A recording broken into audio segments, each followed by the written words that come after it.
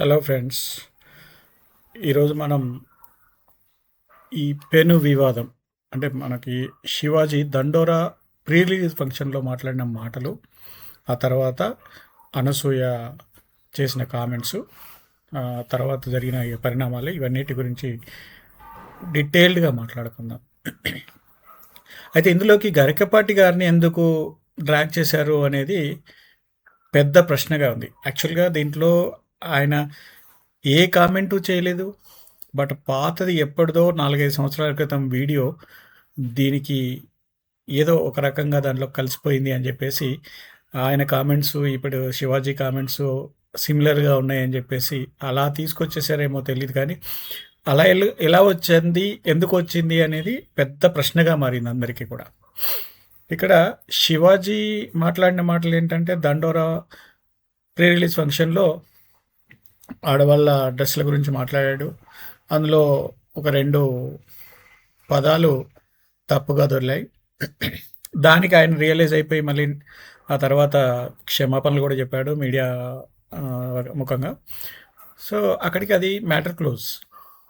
కానీ అనసూయ వచ్చేసి ఆల్మోస్ట్ ఈమె ప్రతి విషయంలో కూడా ఇన్వాల్వ్ అవుతుంటుంది. ఇంతకుముందు విజయ్ దేవరకొండ విషయంలో కానివ్వండి, లేదంటే ఎప్పుడెప్పుడో ఒక చిన్నపిల్ల ఫోటో తీస్తుందన్న విషయంలో కానీ, ఎవరో ట్విట్టర్లో కామెంట్ పెట్టారు ఆంటీ అని చెప్పేసి అని కానీ, ఇట్లాంటి చాలా విషయాలలో చాలా అగ్రెసివ్గా రియాక్ట్ అయిపోయి చాలా టాపిక్ని హైలైట్ చేస్తూ అలా చేయడం ఆమెకు అలవాటే.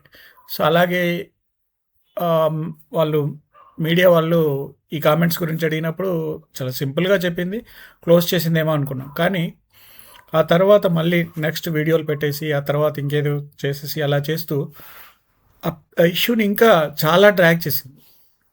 సో అలా డ్రాగ్ చేస్తూ ఆమె కొన్ని మాటలు ఎట్లా అంటే, నా బాడీ నా ఇష్టం, మా పిల్లలు కూడా నేను వేసుకునే డ్రెస్సులు నచ్చవు అని అంటారు, కానీ నేను వాళ్ళకి చెప్పాను నా బాడీ నా ఇష్టం, నా కంఫర్ట్ నా ఇష్టం అని చెప్పేసి చెప్పాను, వాళ్ళ నోర్లు మూయించాను. ఆ టైప్లో కొంచెం చెప్పడం అంటే అది జనాలు యాక్సెప్ట్ చేసే విధంగా లేదు. సో అలాంటప్పుడు పబ్లిక్ నుంచి కూడా చాలా కామెంట్స్ వచ్చాయి. ఆమె మీద చాలా అగ్రెసివ్గా రియాక్ట్ అయిపోయారు, చాలా బ్యాడ్ వర్డ్స్ కూడా వాడారు, కొంతమంది డైరెక్ట్ అటాక్ చేశారు. సో ఎలా బట్టలు ఇప్పేసుకొని తిరుగుతావో ఆ టైప్లో సమ్ కాంట్రవర్సీలు జరిగాయి. అయితే ఈ టైంలో మామూలుగా ఆ టాపిక్ని అక్కడే వదిలేస్తే బాగుండేది. కానీ ఈ శివాజీ మీద కేసు పెడతాను అని చెప్పేసి అనడం, నిజంగానే శివాజీకి రాష్ట్ర ప్రభుత్వం నుంచి కేసు రావడం, అదేంటి మహిళా శాఖ సంబంధించి అది ఏంటో నాకు అంత క్లియర్గా తెలీదు. బట్ ఆయన వెళ్ళి అక్కడ ఎక్స్ప్లెనేషన్ ఇవ్వడం, తర్వాత దాన్ని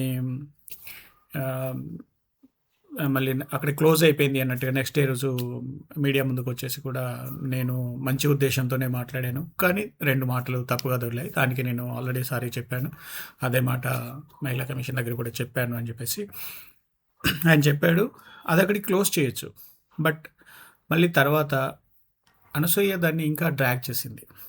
సో ఆమె కొన్ని పాత ఫొటోసు బికినీతో కానీ, లేదంటే స్విమ్మింగ్ పూల్లో, లేదంటే తను టూర్కి వెళ్ళిన టైంలో కొంచెం ప్రైవేట్ ఫొటోస్ లాగా వాడుకోవాల్సిన ఫొటోస్ని షేర్ చేస్తూ చేయడం అనేది అది కొంచెం ఎబ్బెట్టుగా ఉంది. జనాలకు కూడా ఇంకా రెచ్చగొట్టినట్టు ఆ టాపిక్ ఇంకా అప్పటికే క్లోజ్ అవ్వకూడదు, మర్చిపోకూడదు, ఇంకా పెద్దగా చేయాలి, ఇంకా పబ్లిసిటీ రావాలి, ఇంకా ఆ టైప్లో చేసిందేమో అనే అనుమానాలు చాలామందికి ఉన్నాయి. సో అలాగే చేసి ఉంటుంది. సో ఆ ఇష్యూ అలా ఉంటే, ఇక్కడ ఎప్పటిదో పాతది చాలా కాలం క్రితం ఒక షోలో, Jabardasth show or Sridevi drama company somewhere in the ETV షోస్లో ఒక స్కిట్లో భాగంగా రాశి ఫలాలు అని చెప్పేసి, అది రాశి ఫలాలు అంటే అది జస్ట్ ఏ రోజు ఏ గ్రహాల ఫలితాలు ఎలా ఉంటాయి ఆ టాపిక్ మీద ఒక స్కిట్ చేస్తూ వస్తున్నారు. ఆ టైంలో అది రాశి ఫలాలు అని అంటే అనసూయ దాన్ని మేబీ స్కిట్లో రాసిన డైలాగ్ ప్రకారంగా ఆమె మాట్లాడి ఉండొచ్చు, కానీ ఆమెతో మాట్లాడించినప్పుడు ఆమె కూడా ఇది కరెక్ట్ కాదు కదా అని చెప్పేసి ఆలోచించలేదు. ఎందుకంటే ఎవరు ఏం మాట్లాడినా కూడా దాని మీద సోషల్ మీడియా ముఖంగా విమర్శలు, ప్రతి విమర్శలు, దాని మీద ఘాటుగా స్పందించడాలు, కేసు పెడతామనడం ఇలాంటివి చేసే ఆమె అక్కడ స్కిట్‌లో డైలాగ్ రాస్తే, ఆ డైలాగ్ చూసి ఇది ఎలా ఒప్పుకుంటా నేను, ఇది ఎలా మాట్లాడతాను, మళ్ళీ నాతో మాట్లాడిస్తున్నారు, నేను ఇక్కడ చేస్తున్న దగ్గర వాళ్ళు చేస్తేనే యాక్సెప్ట్ చేయను, మిగతా పార్టిసిపేట్ చేస్తా అట్లాంటి మాటలు మాట్లాడితేనే నేను యాక్సెప్ట్ చేయను అని చెప్పేసి గట్టిగా మాట్లాడక, ఈ టైంలో శివాజీ ఏదో మాట్లాడితే ఆ దాంట్లో, లేదంటే విజయ్ దేవరకొండ ఏదో మాట్లాడితే దీంట్లో, అలా మాట్లాడుతున్న అమ్మాయి అప్పుడు ఎందుకు మాట్లాడలేదు, అదొక బిగ్ క్వశ్చన్గా ఉండిపోయింది. సో ఆ 4-5 ఇయర్స్ బ్యాక్ స్కిట్ని పట్టుకొని ఇప్పుడు సడన్గా రాశి గారు ఎందుకు మీడియా ముందుకు వచ్చారు, ఎందుకు మాట్లాడారు, దాంట్లో అసలు ఎవరి ఎంకరేజ్మెంట్ ఉంది, లేదంటే సిచ్యువేషన్ అలా వచ్చేసరికి ఆమె ఓకే అప్పుడు ఆమె చెప్పినట్టుగా అప్పుడు నేనేం కేసు పెట్టలేదు, కానీ తర్వాత ఇప్పుడు ఈ సందర్భం వచ్చింది కాబట్టి మాట్లాడుతున్నా అని చెప్పేసి మాట్లాడడం.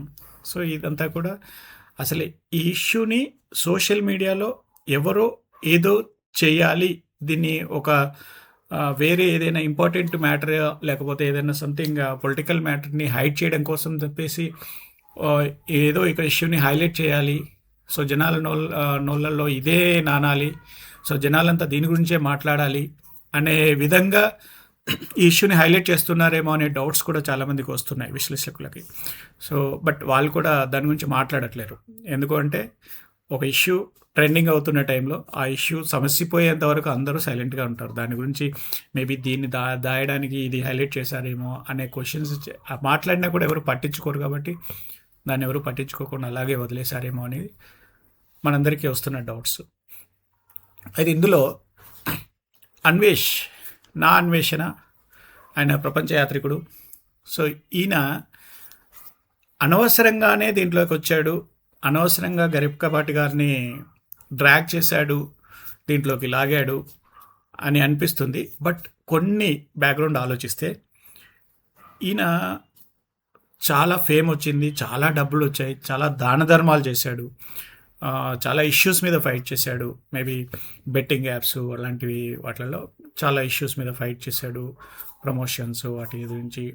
సో చాలా చేశాడు. ప్లస్ ఏదో 30-40 లక్షలు అందరికీ దాన ధర్మాలాగా, అంటే తోటి యూట్యూబర్స్కి ఫోన్లు ఇచ్చాము, కాస్ట్లీ ఫోన్లు ఇచ్చాము, తర్వాత కెమెరాలు ఇచ్చాను, అవన్నీ ఆయనే చెప్పుకున్నాడు. మిగతా వాళ్ళు కూడా చెప్పారు, తీసుకున్న వాళ్ళు కూడా మాకు ఇచ్చాడు అని చెప్పేసి చెప్పారు. సో అలాంటి వ్యక్తి, అతనికి మిలియన్స్ ఆఫ్ సబ్స్క్రైబర్స్ ఉన్నారు, ఇన్కమ్ కూడా చాలా కావాల్సిన దానికంటే చాలా ఎక్కువ, అంటే నెలకి 30 లక్షలు అంటే కావాల్సిన దానికంటే ఇంకా ఎక్కువగానే వస్తుంది. సో అలాంటప్పుడు ఈ ఇష్యూలోకి వచ్చేసి ఆయన అలా సడన్గా ఇంటర్ఫియర్ అయిపోయి దీనికి సంబంధం లేని ఇంకో వ్యక్తిని ఆగడం అలా అనేది ఇది కొంచెం పెద్ద క్వశ్చన్ మార్క్ అని అనిపిస్తుంది. సో ఎప్పుడైనా కూడా డబ్బు, ఫేమ్ అంటే పేరు, ఇదనేది అనుకున్న దానికంటే ఎక్కువ, అవసరం ఉన్న దానికంటే కూడా ఎక్కువగా వస్తుంది అన్నప్పుడు అది చాలా డేంజరస్. ఎలాగంటే ఆ టైంలో మన ప్రవర్తన మన కంట్రోల్లో ఉండదు. సో అలా కంట్రోల్లో ఉండకపోవడం వల్ల మనం ఏం చేసామో అది దాంట్లో మిస్టేక్ జరగకుండా స్మూత్గా వెళ్ళిపోతేనేమో ఏ ప్రాబ్లం ఉండదు. బట్ ఏదైనా చిన్న మిస్టేక్ జరిగినా, ఏదైనా బ్యాడ్ వర్డ్స్ వాడినా, లేకపోతే ఏదైనా బ్యాడ్ ఇంటెన్షన్తో మాట్లాడినా, లేకపోతే ఏదైనా ప్రవర్తనలో ఏదైనా చేసిన పనిలో ఏదైనా తప్పు జరిగినా కూడా అది చాలా పెద్దగా ఇబ్బందికరంగా, చాలా అసలు ఆ పర్సన్ని నిండా ముంచే విధంగా అయిపోతుంది. ఇప్పుడు కూడా అలాగే తయారవుతుంది. బట్ దాన్ని ఎంతవరకు దాన్ని మళ్ళీ కవర్ చేసుకుంటాడు, మళ్ళీ గెట్ ఇన్ అవుతాడు, బ్యాక్ టు నార్మల్ స్టేజ్కి వచ్చేస్తాడు, ఆ ఇష్యూ నుంచి బయటకు వచ్చేస్తాడు. సో అందరూ సారీ చెప్తాడా అంటే మేబీ అతని మొదటి నుంచి అతనికి ఒక సర్కాస్టిక్ వేలో మాట్లాడడం అలవాటు, కాబట్టి ఆ సర్కాస్టిక్ వేలోనే సారీలు చెప్పాడు 2 సార్లు 2 సందర్భాల్లో వీడియోలు రిలీజ్ చేసినప్పుడు. ఇంకా దాన్ని ఎక్కువగా పెద్దగా చేయడానికి తయారు చేస్తూ వస్తున్నాడు. బట్ ఇక్కడ గరికపాటి గారిని, చాగంటి గారిని, ఈ ప్రవచనకర్తలు కదా, వీళ్ళని ఎందుకు ఇందులోకి లాగాడు అనేది ఒక పెద్ద క్వశ్చన్ మార్క్గా ఉంది.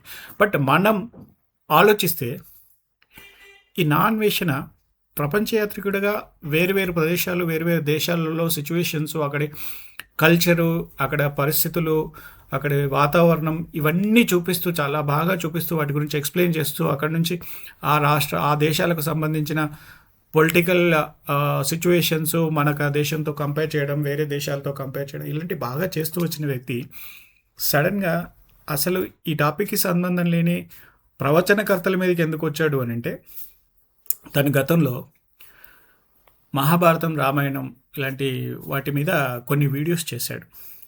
చేసినప్పుడు అతనికి అనుకున్నంత వ్యూస్ రాలేదు. తనకి ఆ సక్సెస్ కావాలనుకున్నంత సక్సెస్ దాంట్లో రాలేదు. రాకపోవడం, అది కాకుండా వీళ్ళెప్పుడో 4-5 సంవత్సరాల క్రితం గరికపాటి గారి వీడియో ఒకటి ఆయన మొన్న చూపించిన వీడియో చూపించి దాని మీద కామెంట్స్ చేస్తూ చాలా బ్యాడ్గా మాట్లాడిన వీడియో 4-5 సంవత్సరాల క్రితం నాటిది. సో అలాంటి వీడియోస్ పెట్టుకొని మాట్లాడాడు. ఉంటే అప్పటి నుండి అది ఎక్కడ సందర్భం వస్తే దాన్ని వాడదాము, ఎక్కడ సందర్భం వస్తే దాన్ని హైలైట్ చేద్దాము అనే ఆలోచనతో చేశాడు అని అనిపిస్తుంది. అందులో రీజన్ ఏంటి అంటే, నేను మహాభారతం, రామాయణం ఇట్లాంటివి చేస్తే ఎందుకు నాకు వ్యూస్ రాలేదు, జనాలు ఎందుకు ఆ దానికి సంబంధించిన ఆ వైపున అంటే పురాణాల ఇతిహాసాల గురించి, భక్తి ఇట్లాంటి విషయాల్లోంచి వాళ్ళు ఎందుకు నన్ను చూడట్లేరు, నా వీడియోస్ ఎందుకు చూడట్లేరు, వాళ్ళని కూడా అటెన్షన్ తీసుకుందాము అని చెప్పేసి అనుకొని సందర్భం కోసం చూశాడు. ఈ సందర్భం అసలు నిజమైన సందర్భం సూట్ అయ్యే సందర్భం కాకుండా కూడా దీంట్లోకి వాళ్ళని లాగి పాత వీడియో అయితే తీసుకొని చేశాడు. చేసి ఇక్కడ ఏంటంటే గరికపాటి, చాగంటి ప్రవచనకర్తలు కదా, వాళ్ళిద్దరికీ ఉన్న అభిమానులు వాళ్ళ పేరు తీస్తూ వాళ్ళని గురించి ఏదో ఒకటి మాట్లాడితే ఖచ్చితంగా ఇది హైలైట్ అయ్యే సిచ్యువేషన్లో మాట్లాడితే వాళ్ళ అభిమానులు, వాళ్ళ రెగ్యులర్ వ్యూవర్స్ ఈయనకి డైవర్ట్ అవుతారు అని చెప్పేసి అనుకొని ఉంటాడు. సో అదే అయ్యి ఉంటుంది. బట్ అది మిస్ఫైర్ అయింది. సో చాలా దారుణంగా దెబ్బతిన్నాడు. కొన్ని లక్షల సబ్స్క్రైబర్స్ ఈయన నుంచే దూరం వెళ్ళిపోయారు అన్సబ్స్క్రైబ్ చేసుకొని. మళ్ళీ ఇంకొక మాట, ఈయన ఏం చేస్తున్నాడు, అన్వేష్ నాకు సబ్స్క్రైబర్స్ నథింగ్ అన్నాడు. ఎందుకన్నాడు అనేది ఎవరైనా ఆలోచించారా? ఎందుకు అంటే ఆయనకి 23-25 మిలియన్స్ సబ్స్క్రైబర్స్ ఉంటే ప్రతి వీడియోకి అన్ని వ్యూస్ రావట్లేవు. సబ్స్క్రైబర్స్ అందరూ చూడాలి కదా, అట్లీస్ట్ 50% సబ్స్క్రైబర్స్ చూసినా కూడా చాలా పెద్దగా వ్యూస్ వస్తాయి కదా, అన్ని వ్యూస్ రావట్లేదు, జస్ట్ సబ్స్క్రైబ్ చేసుకున్నారు. సో ఇందులో అసలు నిజంగా సబ్స్క్రైబర్స్ ఆయన మీద అభిమానంతో ఆయన వీడియోలు నచ్చి సబ్స్క్రైబ్ చేసుకున్నారు అని అంటే ఖచ్చితంగా ఒకసారి కాకుండా ఒక వీడియో కాకుండా ఇంకో వీడియో చూస్తారు. Maybe view timings number of hours of views అని చెప్పేసి అది పెరగకుండా ఆ వీడియో స్టార్ట్ చేసి రాగానే ఆ వీడియో కొంతసేపు, కొన్ని సెకండ్స్ లేదంటే కొన్ని మినిట్స్ చూసి నచ్చక క్లోజ్ చేయడం అంటే అక్కడ వ్యూస్ వస్తాయి ఆ వీడియోస్కి. కానీ అసలు ఆ వీడియోస్ ఓపెన్ కూడా చేయట్లేరు సబ్స్క్రైబర్స్, బట్ సబ్స్క్రైబర్స్ ఉన్నారు మిలియన్స్లో, 25 మిలియన్స్. ఆ 25 మిలియన్స్లో 50% 12.5 మిలియన్స్ అయినా వ్యూస్ వస్తున్నాయంటే లేవు. 1.5 మిలియన్స్, 2.5 మిలియన్స్ ఆ రేంజ్లో, మ్యాక్సిమం 5 మిలియన్స్, 2 మిలియన్ ఆ రేంజ్లో వ్యూస్ వస్తున్నాయేమో కానీ అంతకంటే ఎక్కువగా రావట్లేవు. అందుకే ఆ మాట అన్నాడు, నాకు నథింగ్, ఇంతమంది సబ్స్క్రైబర్స్ ఉంటే ఏం లాభం, నా వీడియోస్ చూడట్లేరు కదా అని అది చెప్పుకుంటున్నాడు. సో ఆ అటెన్షన్ తీసుకొచ్చేసి జనాల్ని కంప్లీట్, ఇప్పుడు సబ్స్క్రైబర్స్ అన్నీ పోయినా పర్లేదు, నాకు ఒక 5 మిలియన్స్ సబ్స్క్రైబర్స్ మిగిలిన పర్లేదు, 20 మిలియన్స్ సబ్స్క్రైబర్స్ వెళ్ళిపోయినా పర్లేదు, కానీ ఆ 5 మిలియన్ సబ్స్క్రైబర్స్ నాకు వ్యూయర్స్గా మిగలాలి అనే ఎక్స్పెక్టేషన్తో అలా చేస్తున్నాడేమో అని చెప్పేసి నాకు అనిపిస్తుంది. సో ఈ విషయం ఇంకా ఎంతవరకు జరుగుతుందో మళ్ళీ వీడియోస్లో మనం మాట్లాడుకుందాం. ఇంకా జరుగుతున్న సందర్భాల్ని ముందు రేపు, ఎల్లుండి, తర్వాత ఏం జరుగుతుంది, సో ఇలాంటి వాటి గురించి మనం ఇంకా డీటెయిల్గా మాట్లాడుకుందాం. సో ఏం జరుగుతుంది, అందరూ ఊహించినట్టుగా ఇది క్లోజ్ అవుతుందా, లేకపోతే ఏమైనా అరెస్ట్లు, ఫ్రీజింగ్లు ఇలాంటి న్యూస్లు వస్తున్నాయి. ఆ న్యూస్లు మనం ఎంతవరకు నమ్మాలో ఎంతవరకు నమ్మకూడదో తెలియదు, కానీ నమ్మే విధంగా ఆ సిచ్యువేషన్కి లింక్ చేస్తూ కొన్ని వీడియోస్ యూట్యూబర్స్ పెడుతున్నారు. బట్ చూద్దాం, న్యూస్ ఛానల్స్లో కూడా అలాంటివి వస్తున్నాయి, చూద్దాం ఏం జరుగుతుందో. So thanks for viewing this. So thanks for watching this video. Thank you.